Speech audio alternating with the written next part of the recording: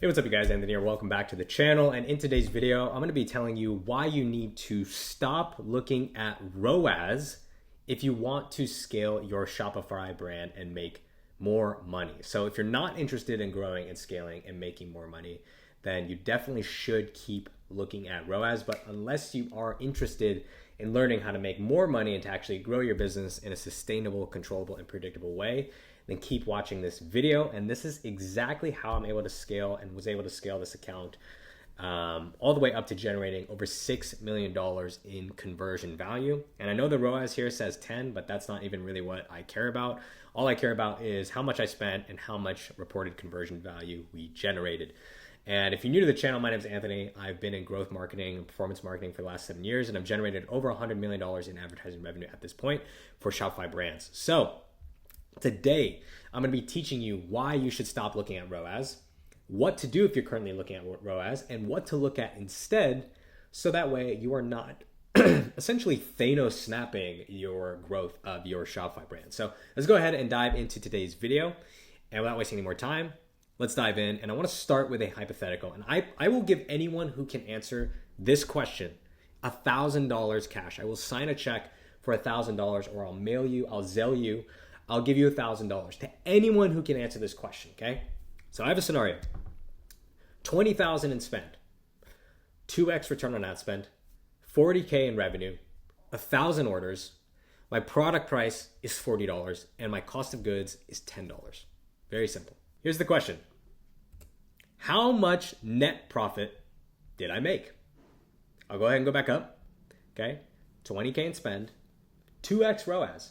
I'll even tell you my break-even ROAS, 1.2.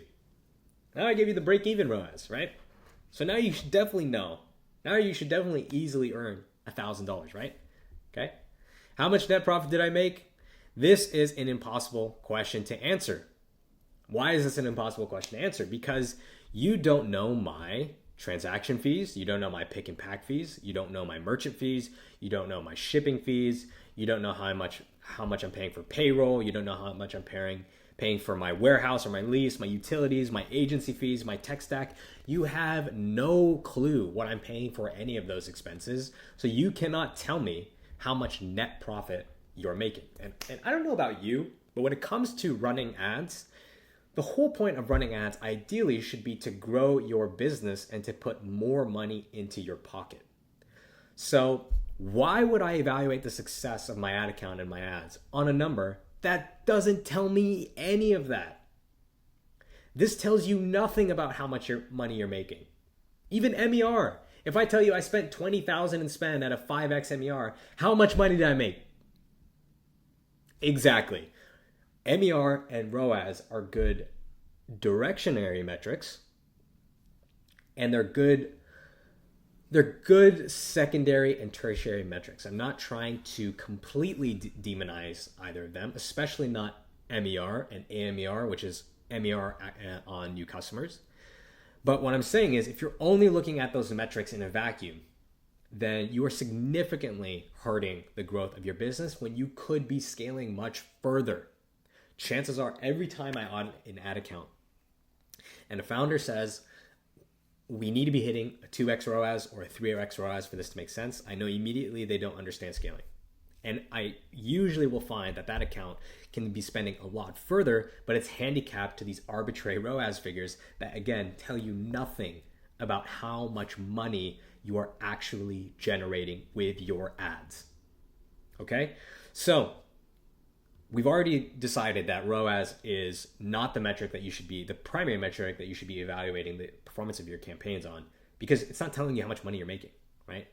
So if you really want to level up and scale your brand of business to the next level, I love memes because they're really simple to understand and they really make certain things obvious. And so the small brain will say, I can only scale if I have a 2 ROAS. And listen, this is how I used to think. This is how paid advertising was initially taught when I started learning it, which was care about ROAS, know what your break-even ROAS is, and as long as you're above a break-even ROAS, you're profitable, right? And so I'm not knocking this way of thinking. I'm just encouraging you to upgrade your way of thinking to making sure and only scaling if you're making more money. It's that simple. Scaling is increasing volume, right? Increasing volume, ideally, of profitable conditions. So if you have profitable conditions, you should be scaling so long as you're making more money. There's very, very few instances where you should be scaling and not making money. And if you are a self-funded brand that needs to make money on a first purchase, that is not you. Okay? So now, if we understand that we should only be scaling if we're making more money, and we understand that ROAS and MER say literally nothing about how much money we're making, what metrics do we look at, right? Scaling is by definition increasing volume, and your true North Star should be metrics that tell you how much money you're making, okay? These literally say nothing about volume. All they do is give you a nice ratio of how much you spent against how much revenue you generated. So instead, what I would encourage you to look at is thinking about 3 key metrics, okay? The 3 key metrics are contribution profit, blended and new customer acquisition cost, and net profit. Those are the only 3 metrics, or I won't say the only 3. I don't want to be a freaking extremist. But you should be thinking about these 3 key metrics if you care about scaling your business and understanding how much money you're making. Advertising is expensive. Spending $30,000, $40,000, $50,000, $100,000 every single month on ads is a costly expense. And so you should understand exactly how much money that effort is bringing you back to the business and to your pocket as well as the owner.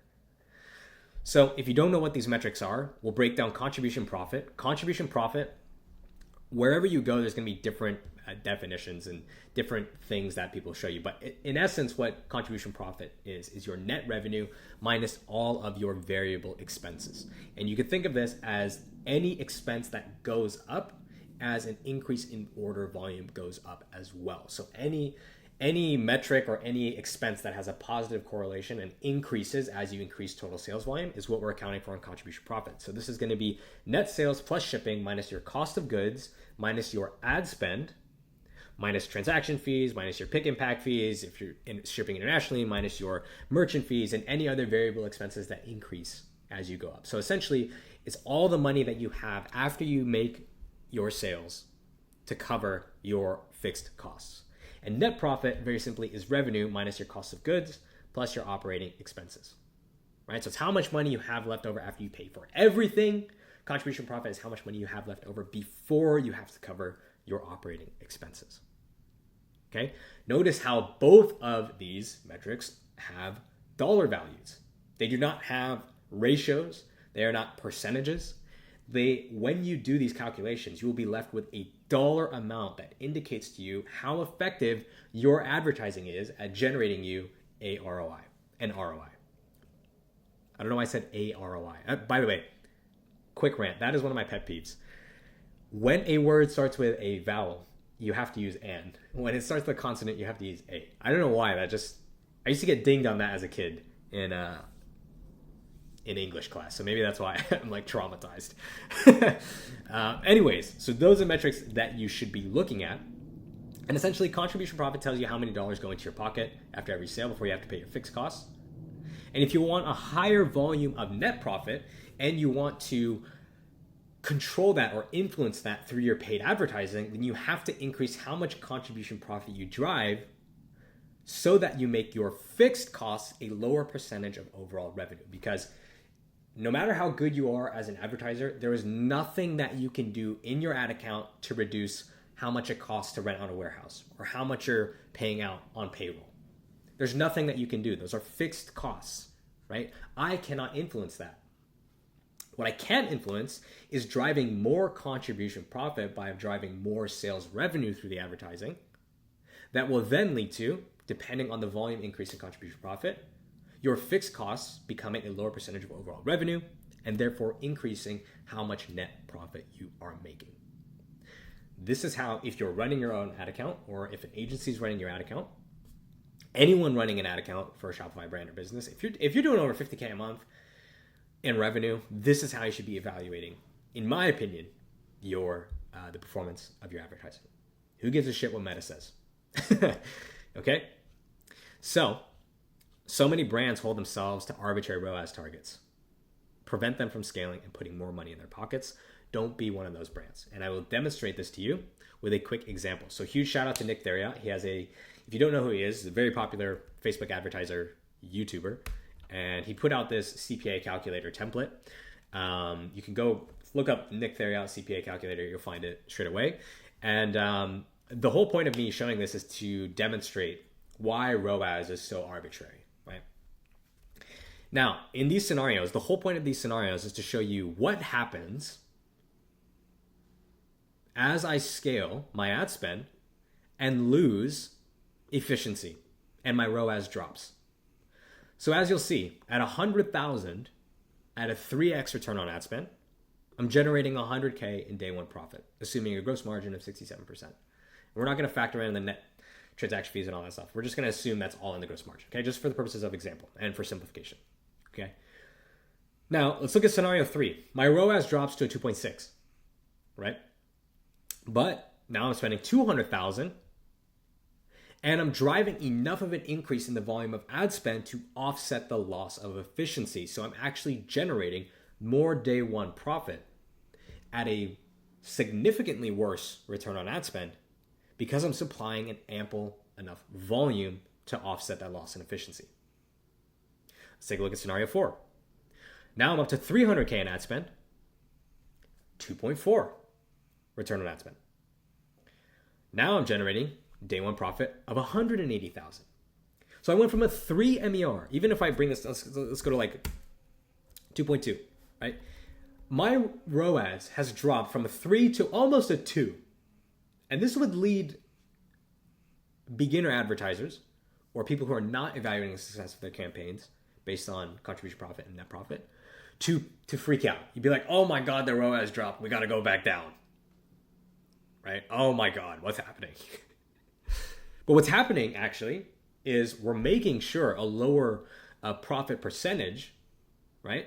But you're generating more actual dollar profit. More money is going back into your pocket at a worse return on ad spend.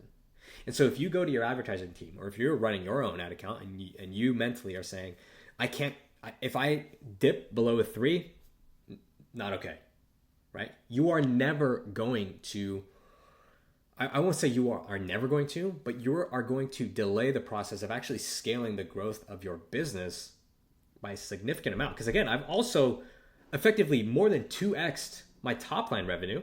I went from 300K in revenue to 660,000 in revenue, and I'm making more profit.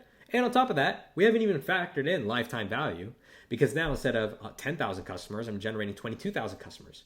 How many of those customers based on your retention rate are going to come back within month 0, month 1, month 2, month 3 and make a second, third, fourth purchase? How much more revenue are you going to realize off of 22,000 customers compared to 10,000 customers? What's that going to do when you go to evaluate, when you go to get evaluation on your business and position to exit? So this is the key to understanding it. Map out scenarios based on your margins and ad spend, or download this calculator and play with different scenarios and figure out what return on ad spend target that you have and identify how it's holding you back if you're someone who's been holding yourself to a certain return on ad spend target. And if you want to track this, okay, this is essentially how I think you should be tracking. This is a very simple spreadsheet. There's nothing complex about this, okay? All this is tracking is your total sales with your gross profit margin and calculating basically your gross profit. It's going to factor in all of your variable costs. It's going to factor in all of your paid advertising costs. It's going to give you your MER before returns, MER after returns, your acquisition MER, and at the end, you're also going to get your total contribution profit as well. Okay, from the contribution profit, you're going to subtract your fixed costs, and then from there, you're going to get your net profit EBITDA. Okay? Now, this is all example data, so if you think, oh my God, who's this brand losing minus 11K? This is literally just a spreadsheet that I was building out.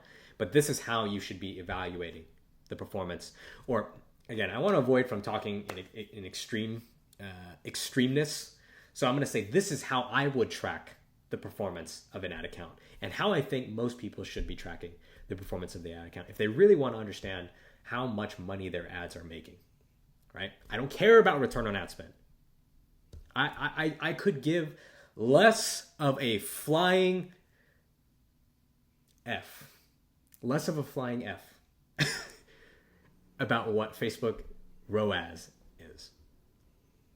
If you're a Shopify brand and you want to grow and you probably want to grow profitably, you should be thinking about how much more money are your ads making as you increase your ad spend. And the best way to do that is by evaluating the performance on these 3 key metrics: contribution profit, blended and new customer acquisition costs, and net profit.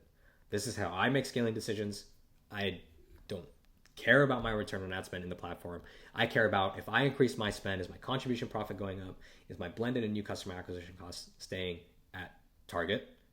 And am I generating more net profit to the business? Because I guarantee you, if you run ads, if you own a brand, you probably won't. If I could double your net profit, if I could make you go from 20K net profit to 40K net profit, you probably wouldn't care what the return on ad spend is, because I just made you $20,000 in additional net profit. So that is going to do it for this video, guys. I hope you enjoyed this one and got a ton of value out of this as always. If I could leave you with anything, it's that when you are making scaling decisions, do not focus on return on ad spend.